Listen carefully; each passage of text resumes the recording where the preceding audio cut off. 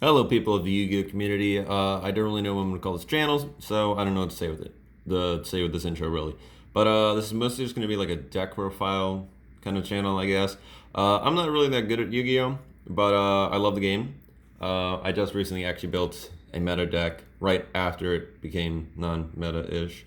Some people argue it's meta, some people say it's rogue now. I don't know. I like the deck. I've been playing it for about a month now, and I'm gearing up for the regionals coming up very soon, or one of the regionals coming up very soon. And as you can tell by the token I currently have here, thanks to my friend Cassius, by the way, if he ever ends up seeing this, for giving me this token because, you know, people, if you know Sky Strikers, they're a bit pricey on the token for some reason. And he let me have it, and I got it in one of my favorite sleeves. I'm going to be using it for the regional I'm going to shortly. But it's Sky Striker, if you can't tell. And, you know, I've been rambling on for a minute, so I'm not going to bother wasting you guys' time anymore. If you hear a little ping in the background, that's just my Apple product going off because someone keeps texting me. But let's not worry about that. So Sky Striker, it revolves around what you mostly want to do is having one monster in your extra monster zone at all times. You can have them in the main monster zone, but that's not typically a good thing because then it stops you from activating a lot of your spell cards. And I'm sorry if I'm talking a little fast. It's just kind of how I should do it, and I want to get on with the video. So we're going to start off with a monster lineup. This is the only monster you play 3 of, in my build at least. I know there's some that play differently, but as I see it, you just need to play 3 of them. Which is obviously 3 Sky Striker Ace Ray, a great monster, Dark Warrior, level 4, attack 1500, defense 1500. With a quick effect of you contribute this card as cost, special summon a Sky Striker Ace monster from your extra deck to the extra monster zone, which is good. And then when it's in the graveyard, if one of your Sky Striker Ace Link monsters gets destroyed, you can summon it back, and then you can use the effect again during your opponent's turn, which I find to be really good if you need to go into the really bad one, which is in the extra deck we'll talk about later. That just stops your opponent monster for attacking for a turn, which I think is pretty useful. Next up is Ash Blossom and Joy Springs. I only played 2 for a few reasons, but the main one being I don't like 3 because I don't want to see it too often, because if you open 2 of them, then it kind of sucks and it's a huge brick.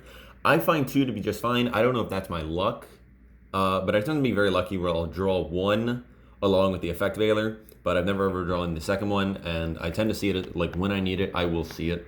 So I don't know if that's my luck. If you want to, you can play 3, but I like it at 2. And then of course next up is 2 Effect Veilers. Oh, my bad, to explain. I don't know, you guys know what Ash Blossom does. It's been out long enough by now. If you don't, go check it out yourselves.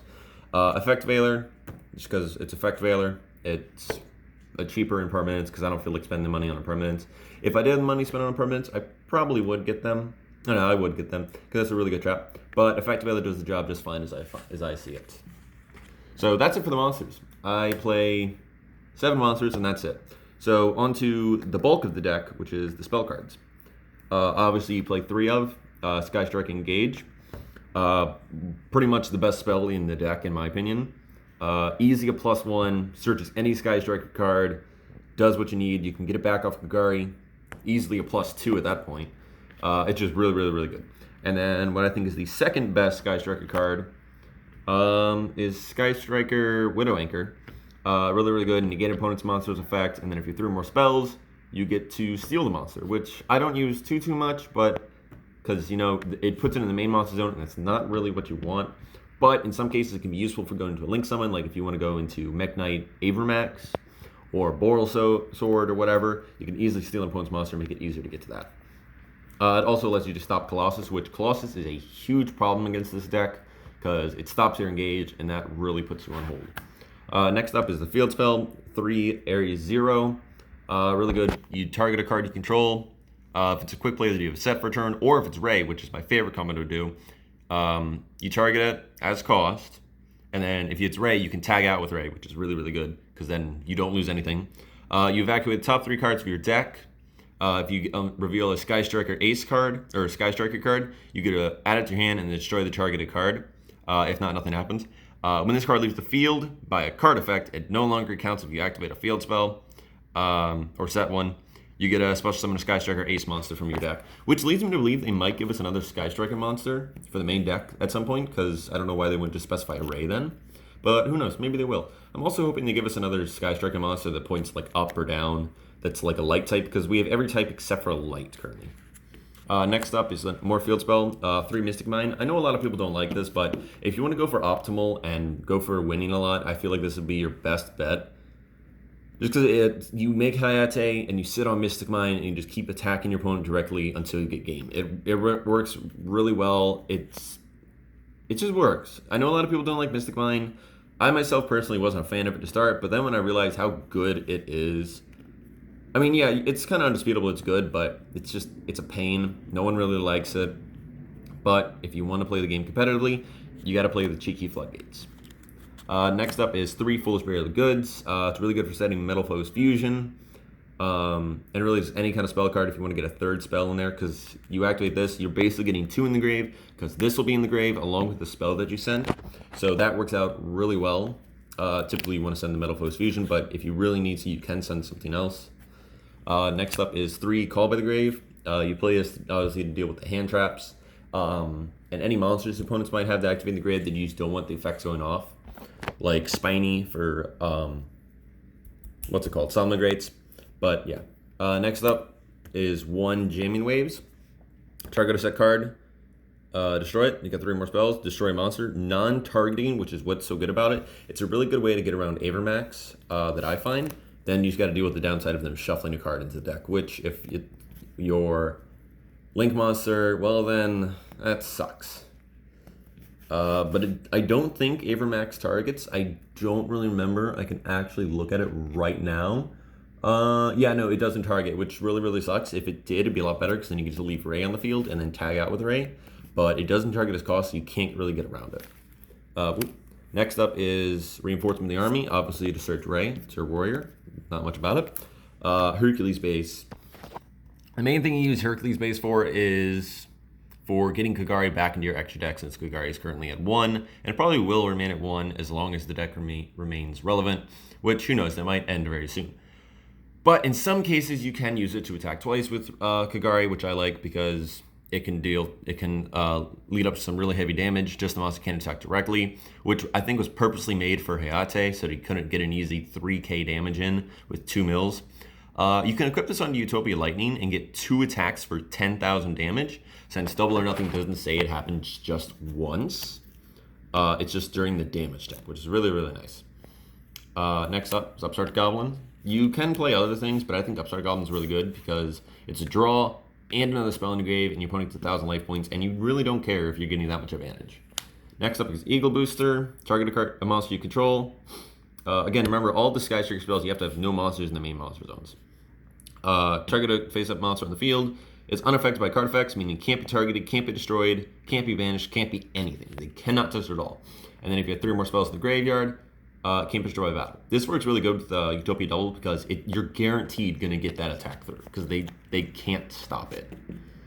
Next up, unfortunately, at 1 of is Multi-Roll. Multi-Roll is you can target a card you control, send it to the graveyard, and then for the rest of the turn, your opponent can't activate any cards in response to your spell cards being activated, which is really, really good. But the better part of it is during the end phase, you can reset Sky Striker cards from your graveyard to your spell and trap zone with different names up to the number you activated, which works really, really good for the turn. Which works really, really good with Shizuku, because during the end phase, you search Widow Anchor, activate Widow Anchor, target Shizuku, multi-roll sets it. The one of Metal Fusion, you just put it in the grave, shuffle back, draw a card, not much. Hornet Drones, also at 1, you summon a token, you use it to link, that's about it. Terraforming, to search your field spells, not a whole lot. Afterburner, destroy monster, you got 3 more spells, destroy spell or trap. Does it target? It does target, unfortunately, that's kind of sucky about it. And then lastly, for spells, we have Double or Nothing. I'll get into that combo later, just don't forget about it, really. It's nice and shiny, I like it. I love that combo, it's one of my favorite to get off, just because 10k damage. It's not something you see often, or 10,000 attack per monster, you don't see it often, other than the fusion monster of the Sacred Beasts, but that's next to impossible to summon. I know people love summoning it, but it's next to impossible. For the trap cards, we only play 4 of. 1 being Metaverse, because it's at 1. It's good to just leave Shizuku on the field. I feel like I'm saying Shizuku like it's from an anime. I feel like there's a character called Shizuku, and I'm using the wrong name, but I'm just using Shizuku because it's from an anime I like, but I don't remember. Metaverse, you leave Shizuku on the field, you flip this up during your opponent's turn once they've summoned 2 monsters, and then you got them stuck because they can't do anything, because they just can't attack you. 1 monster and they don't. And then you just make Hayate and then poke for game. And then this is good to combo with it. Summon limit to put them at 2. So once they have 2 monsters in the field, that's it. They can't even link summon in for one thing to then destroy it during the end phase. So that works really, really well. And that's it for the main deck. On to the extra deck. Of course, you play 1 Kagari. When it's special summoned, it's important special summon, not just link summoned. When it is special summoned, you get to add a Sky Striker card back to from your graveyard back to hand, which is really nice. And it gains 100 attack for every spell card in your graveyard, which is nice. And you basically just put it back at Hercules base to do it twice. Next up is 3 Shizuku. Again, I don't know if I'm saying the name right, but I feel like I am. Is that a different rarity? No, it's the same. Okay. Shizuku is really good. Opponent's monsters lose 100 attack and defense for every spell in your graveyard. I'm sorry about the camera being shaky there. During the end phase, you get to add a Sky Striker card from your deck to your hand. Spell, specifically. So you can't add the monster. Next up is 3 Hayate.